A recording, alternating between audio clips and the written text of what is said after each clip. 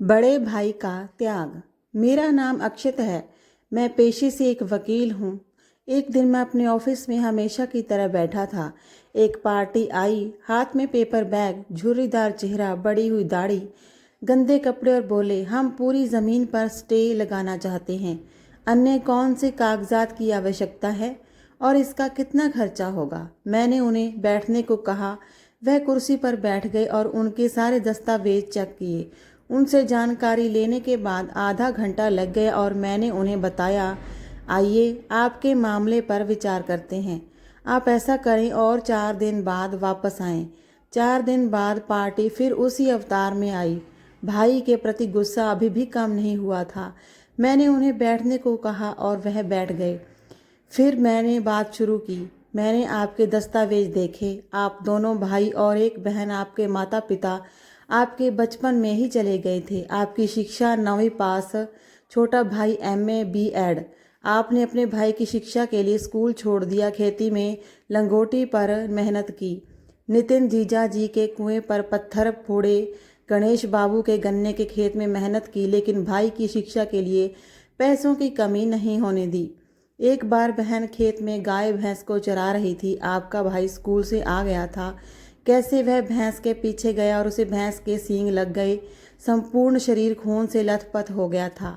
आप उसे कंधे पर उठाकर नज़दीकी गांव में ले गए। वास्तव में उस समय आपकी उम्र भी कुछ ज़्यादा नहीं थी।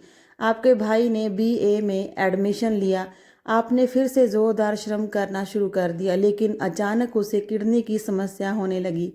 बहुत सारे अस्पतालों में इलाज किया, बाहर का भी किया, लेकिन कुछ असर नहीं हुआ। अंत में डॉक्टर ने किडनी निकालने को कहा। अफसर बनने के बाद बहुत घूमना पड़ता है, काम करना पड़ता है। तुम्हें हमसे ज़्यादा तकलीफ होगी।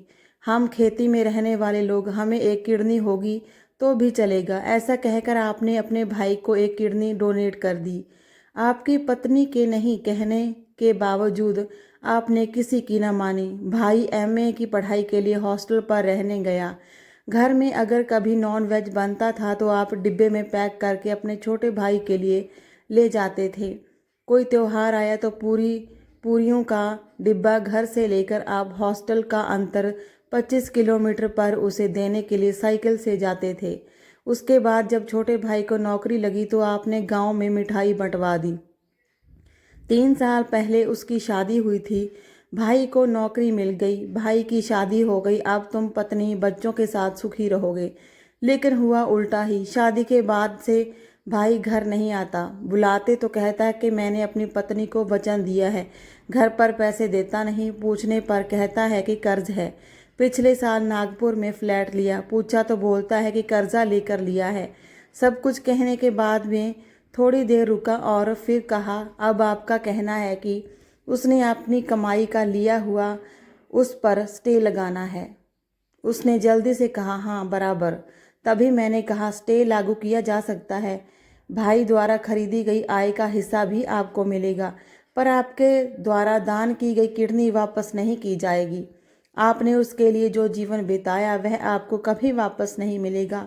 और मुझे लगता है कि इन बातों के आगे उसने जो फ्लैट खरीदा है उसका मूल्य शून्य है। वकील की यह सब बातें सुनकर उसका मन बदल गया। तभी वकील ने उसे कहा, आप उसकी तरह मत बनो। वह भिखारी निकला और आप दिलदार थे, और दिलदार ही रहिए। देखना, आपको किसी भी चीज़ की कोई कमी नहीं होगी। उल्टा मैं कहूँगा कि पितृ आय में जो आपको हिस्सा मिला उतना ही रखो, उसका हिस्सा वैसे ही पड़े रहने दो। कोर्ट कचहरी करने के बजाय अपने बच्चों को शिक्षित करो। यह सब बातें सुनकर उस वृद्ध पार्टी ने 10 मिनट तक सोचा। सारे कागज बैग में रख लिए। अपनी आंखें पोंछते हुए वह बोला, चलता हूँ साहब। इस बात को 5 साल हो गए। एक दिन पार्टी अचानक ऑफिस आ गई।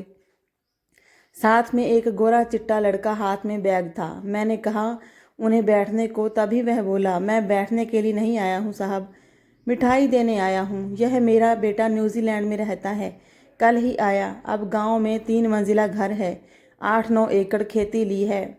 आप बोले थे ना, कोई कोर्ट कचहरी के लफड़े में मत पड़ो, इसीलिए तभी से मैंने बेटे की पढ़ाई का रास्ता पकड़ा और मेरा सब कुछ अच्छा होता चला गया। उस पार्टी की बातें सुनकर मेरा दिल भर आया। गुस्से को योग्य दिशा दी तो वापस गुस्से का वक्त कभी आएगा ही नहीं और जीवन में पश्चाताप भी नहीं करना पड़ेगा। आज की कहानी अच्छी लगी हो तो वीडियो को लाइक और शेयर ज़रूर करें। चैनल को सब्सक्राइब करना ना भूलें। मिलते हैं अगली कहानी में। धन्यवाद।